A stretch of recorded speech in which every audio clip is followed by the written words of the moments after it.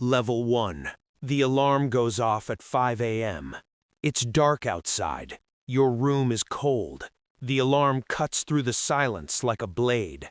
4:58 a.m. You turned it off 2 minutes early because you were already awake. You don't know why you started this.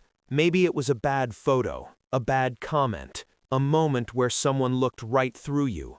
Whatever it was, it lit something. You lace up your shoes in the dark. No music yet, no hype, no pre-workout, just you and the pavement. The street is empty. Every sane person is still asleep, and for the first time in a long time, that feels like power. You run 2 miles, nothing special. You come back sweating, chest burning. You eat eggs, you drink water. You go to work or school or whatever life has handed you, and nobody notices a thing. That's fine. Day 1 always looks like nothing. Level 2, the first week. 7 days in, your legs hurt in ways you didn't know were possible. The muscle soreness isn't pain anymore, it's a signal. Your body is talking to you. You're starting to listen. You cut out the late-night snacks, not because someone told you to, because you don't want to waste what you just earned. Your friends are still up at 1 a.m. watching videos. You're asleep by 10. They joke about it. You let them. Week 1 is where 80% of people stop. They feel the discomfort and translate it as failure. You feel the same discomfort and translate it as proof. Proof that something is changing. The scale hasn't moved much. The mirror looks the same. But your mind is already different. Level 3, the month mark. 30 days, you've missed 0. Rain, bad mood, exhaustion, didn't matter. You showed up anyway. Here's what nobody tells you about the month mark. It's not dramatic, no six-pack, no transformation photo, but something subtle has shifted. You walk differently. You talk a little less. You watch people more. You start to see who's serious and who's performing. The guy at work who talks about his diet every Monday, he hasn't changed in 3 years. The girl who posts gym selfies without breaking a sweat, she's selling a feeling, not doing the work. You're doing the work. Nobody's watching. And something about that feels exactly right. Your routine locks in. 5 a.m. wake up, training, protein, work, walk, sleep, repeat. It stops feeling like discipline. It starts feeling like identity. Level 4, when they notice. 2 months in, someone says it for the first time. Have you lost weight? You nod. Simple. What you don't say is, you've also gained something. Structure, focus, a kind of quiet rage that fuels you every morning. Now people are watching. Some are impressed. Some are uncomfortable. Because your progress is a mirror they don't want to look into. Your old friends start to drift. Not dramatically, slowly.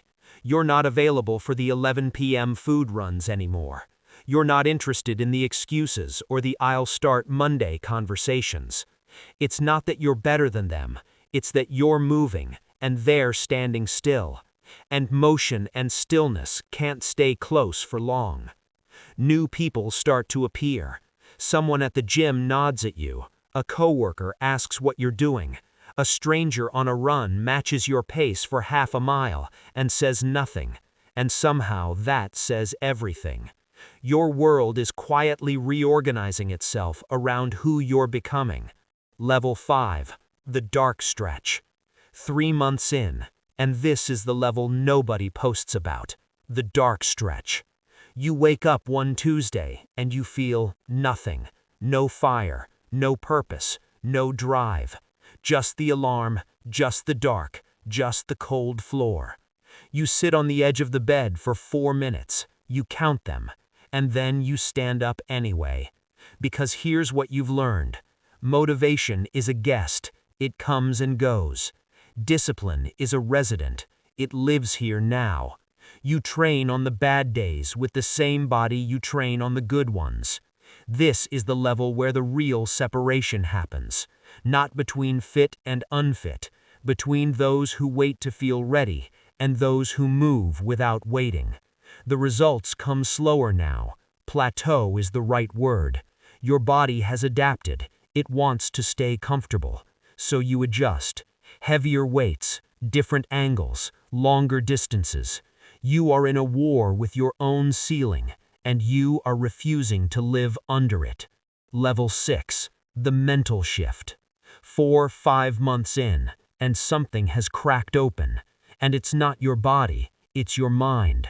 You start waking up before the alarm, not because you trained yourself to, because your nervous system has rewired. You are a different biological machine than the one that started this. Focus sharpens at work. Anxiety, that constant low hum you lived with for years, starts to quiet. Not gone, but manageable, controllable. You realize that the gym was never about aesthetics. It was always about this, the proof that you can do hard things, that you can commit to something when every version of your past self would have quit.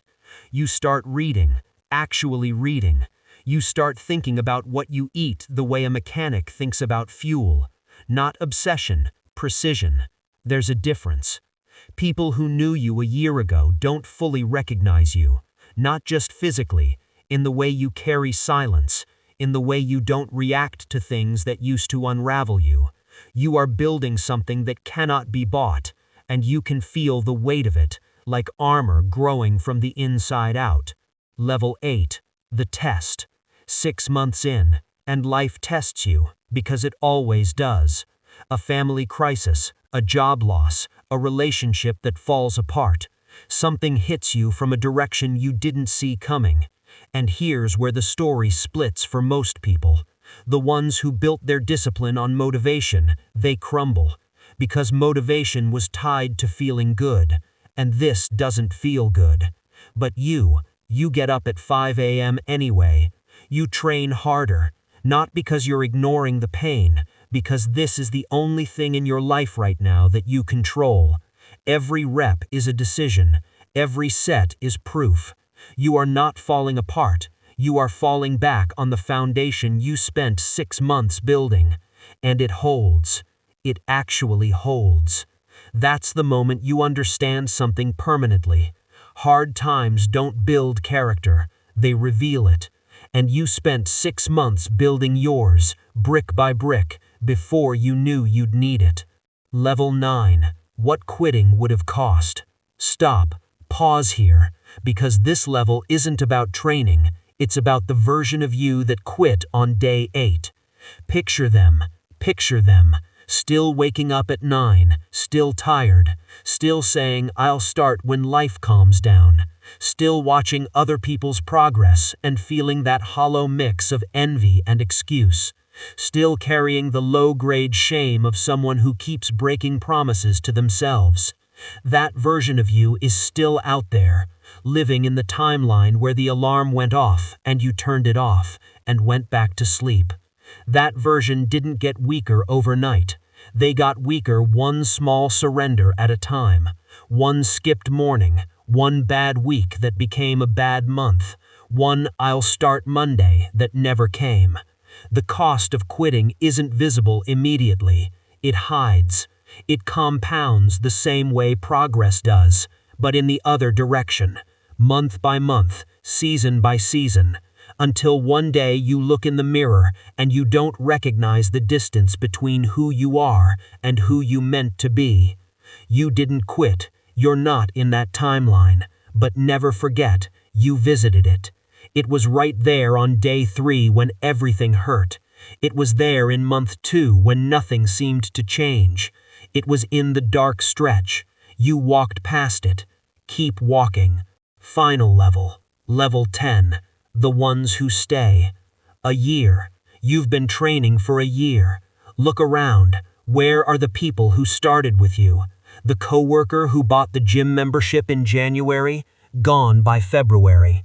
The friend who said, "Let's do this together"? They stopped texting about it in week 3. The person online who announced their transformation journey with a fire caption deleted the post 6 weeks later. You are still here, not because you're talented, not because you had more time, more money, better genetics, fewer problems. You stayed because you decided, quietly, privately, repeatedly, that who you were becoming was worth the cost of who you had been. No one gave you that. No one can take it away. And here's the final truth, the one the videos don't say out loud. This was never about your body. Your body was just the arena. The real battle was always in the 4 minutes you sat on the edge of the bed in the dark. The real victory was always the decision to stand up, over and over and over again. Everybody wants the result. Almost nobody wants the process. You